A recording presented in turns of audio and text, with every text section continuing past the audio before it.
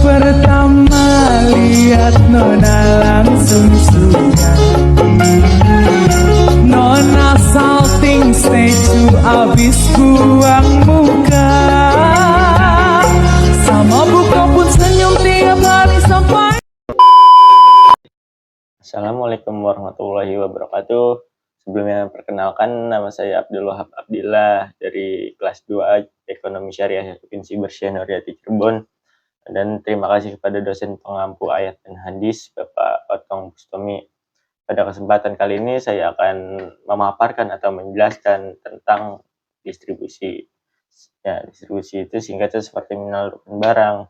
Sebelum masuk ke distribusi, ada produksi dan konsumsi. Produksi sendiri yaitu menghasilkan barang atau jasa yang dimanfaatkan oleh masyarakat umum. Sedangkan konsumsi yaitu kegiatan menggunakan, memakai, memanfaatkan barang atau jasa untuk kebutuhan hidup. Setelah produksi dan konsumsi, ada yang namanya distribusi. Apa sih distribusi itu? Jadi gini teman-teman, distribusi adalah proses menyalurkan barang atau harta dari produsen kepada konsumen atau penerima yang membutuhkan. Tujuan distribusi adalah agar barang atau kekayaan tidak menumpuk di satu pihak saja. Ya, contohnya beras dari petani di desa didistribusikan ke pasar yang di kota. Selanjutnya ada bagaimana proses distribusi dalam Islam. Nah, jadi proses distribusi dalam Islam ini, sistem ekonomi dalam Islam menekankan distribusi harus bersifat adil dan sesuai syariah. Prosesnya harus menjaga kebebasan dan keadilan. Nah, kebebasan ini merujuk pada kebebasan bertindak sesuai prinsip-prinsip dalam Islam. Nah, selanjutnya ada yang namanya keadilan. Keadilan dalam proses distribusi ini harus bersifat adil agar tidak terjadi ketimpangan sosial, tidak boleh ada yang tertindas dan dipikirkan. Jadi semuanya harus merasakan, semuanya harus dibagi rata dan mendapatkan sesuai tempatnya. Selanjutnya yaitu ada jenis-jenis distribusi. Nah, jenis distribusi ini terbagi menjadi dua. Ada yang berdasarkan kegiatan dan ada yang berdasarkan sistem. Nah, yang berdasarkan kegiatan ini, yang pertama tuh ada yang namanya mass distribution. Nah, mass distribution ini merupakan kegiatan distribusi yang dilakukan untuk menyalurkan barang atau jasa kepada bagian dari lembaga terkait, misalnya pedagang atau pihak yang membutuhkan secara langsung. Nah, selanjutnya juga ada selective distribution. Selective distribution ini kegiatan distribusi yang dilakukan pada tempat tertentu dan juga target konsumen yang khusus juga. Selanjutnya ada exclusive distribution. Exclusive distribution ini adalah kegiatan distribusi yang dilakukan untuk menyalurkan dan menjual barang atau jasa pada tempat yang memiliki hak tertentu. Nah, kan tadi ada yang distribusi berdasarkan kegiatan. Nah, yang sekarang distribusi menurut sistem. Nah, jadi distribusi menurut sistem ini ada 3 ya. Ada yang distribusi secara langsung, distribusi semi langsung, dan distribusi tidak langsung. Jadi yang langsung itu tidak melalui perantara. Nah, yang semi langsung itu jadi ada perantaranya.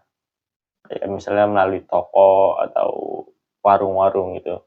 Nah, sedangkan yang tidak langsung ini memerlukan pihak ketiga, ya kurang lebih sama kayak semi distribusi itu. Nah,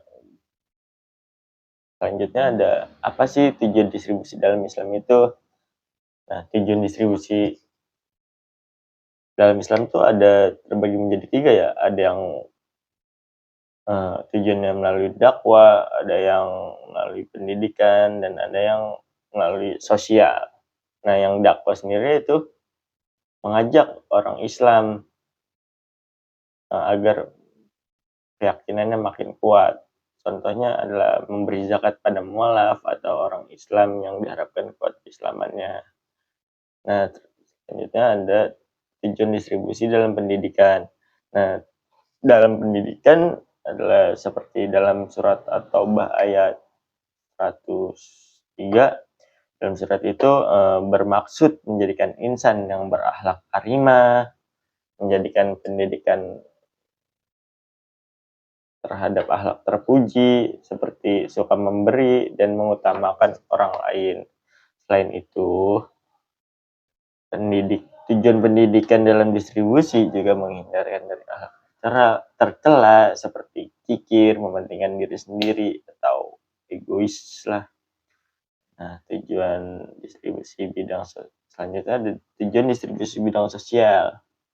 Tujuan distribusi bidang sosial ini yakni untuk memastikan pemenuhan kebutuhan masyarakat dan menjaga keadilan dalam pendistribusi, dengan diharapkan menghindari terjadinya konflik dan ketegangan dalam masyarakat dan menghidupkan prinsip solidaritas di Islam di dalam masyarakat Muslim.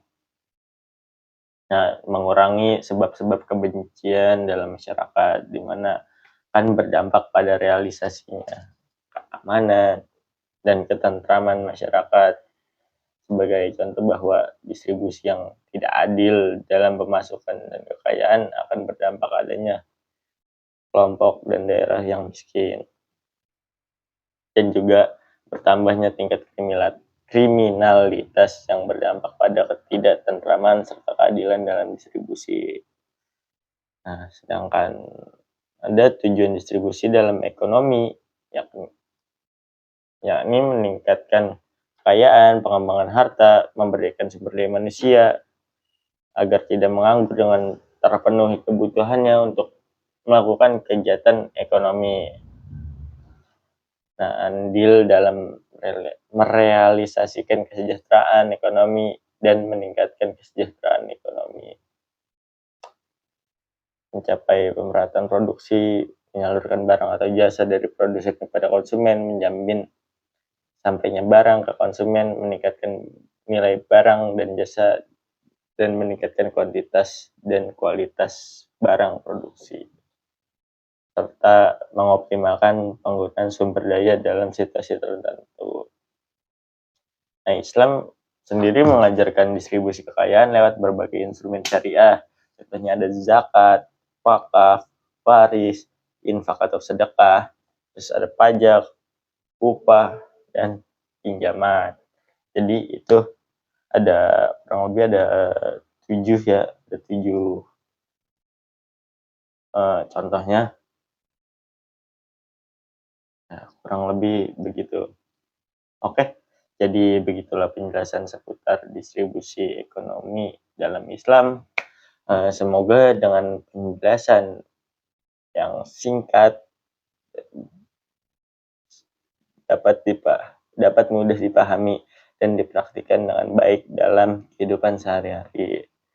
Saya Abdul Wahab Apila pamit undur diri. Wassalamualaikum warahmatullahi wabarakatuh.